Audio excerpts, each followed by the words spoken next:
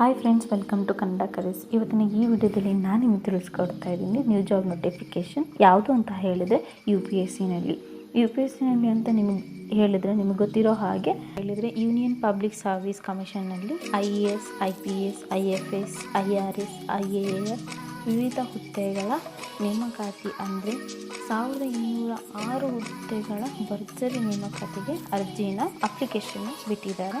ಆಸಕ್ತಿ ಇರುವಂತಹ ವಿದ್ಯಾರ್ಥಿಗಳು ಈ ಅಪ್ಲಿಕೇಶನ್ನ ಹಾಕೋಕ್ಕೆ ಬೇಕಾಗುವ ಎಲ್ಲ ಸಂಪೂರ್ಣವಾದ ಮಾಹಿತಿನ ನಾನು ನಿಮಗೆ ಈ ವಿಡಿಯೋದಲ್ಲಿ ತಿಳಿಸ್ಕೊಡ್ತೀನಿ.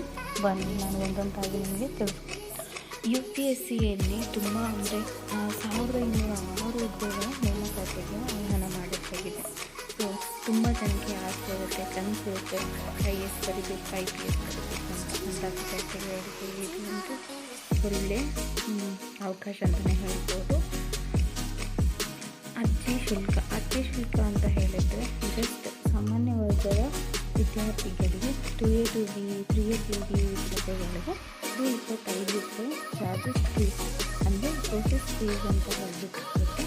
SC ಮತ್ತು PWBD ಮತ್ತು ಫೀಮೇಲ್ ಅಭ್ಯರ್ಥಿಗಳಿಗೆ ಯಾವುದೇ ಶುಲ್ಕ, ಅರ್ಜಿ ಫೀಸು ಇರೋದಿಲ್ಲ, ಅಪ್ಲಿಕೇಶನ್ ಫೀಸ್ ಇರೋದಿಲ್ಲ. ಮತ್ತು ಪ್ರಮುಖ ದಿನಾಂಕಗಳು ಅಂತ ಹೇಳಿದರೆ ಆನ್ಲೈನಲ್ಲಿ ಅರ್ಜಿ ಸಲ್ಲಿಸಲು ಪ್ರಾರಂಭದ ದಿನ 14/2/23 ಅಂತ ಹೇಳಿದರೆ 14ನೇ ತಾರೀಕು ಫೆಬ್ರವರಿ 23ರಂದು ಆನ್ಲೈನ್ನಲ್ಲಿ ಅದನ್ನು ಸಲ್ಲಿಸಬಹುದು. ಆನ್ಲೈನ್ನಲ್ಲಿ ಅರ್ಜಿ ಸಲ್ಲಿಸಲು ಕೊನೆಯ ದಿನಾಂಕ ಅಂತ ಹೇಳಿದರೆ 5/3/24 ಅಂದರೆ 5ನೇ ತಾರೀಕು ಮಾರ್ಚ್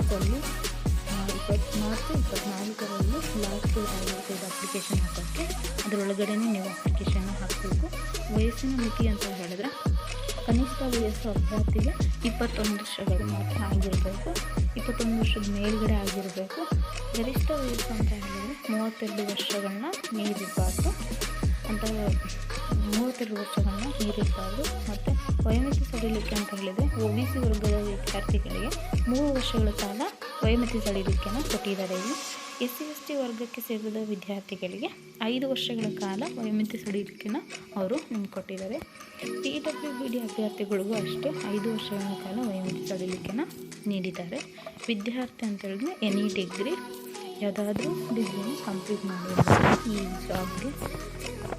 ಮತ್ತು ವೇತನ ಶ್ರೇಣಿ ಅಂತ ಹೇಳಿದ್ರೆ ನೀವು ಒಂದ್ಸಲ ನೋಟಿಫಿಕೇಷನ್ನ ನೋಡ್ಕೋಬಹುದು. ಅಲ್ಲಿ ನಿಮಗೆ ಸಂಪೂರ್ಣ ಮಾಹಿತಿಯನ್ನು ಸಿಗುತ್ತೆ.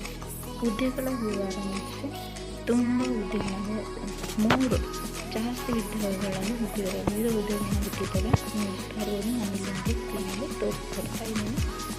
ಎಷ್ಟು ಅಂತ ಹೇಳಿದ್ರೆ ನಮಗೆ ಎಷ್ಟು ಹುದ್ದೆಗಳನ್ನು ಬಿಟ್ಟಿದ್ದಾರೆ.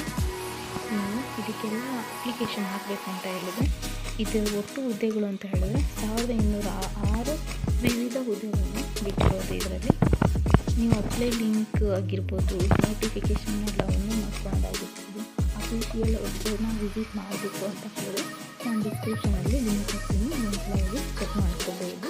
ಅಪ್ಲೈ ಲಿಂಕನ್ನು ನಾನು ನಿಮಗೆ ಕೊಟ್ಟಿರ್ತೀನಿ. ಈ ವೆಬ್ಸೈಟ್ನ ಲಿಂಕ್ನ ನಾನು ನಿಮಗೆ ಕೊಟ್ಟಿರ್ತೀನಿ. Thank you for watching this video. Please subscribe my channel and share this video. Thank you.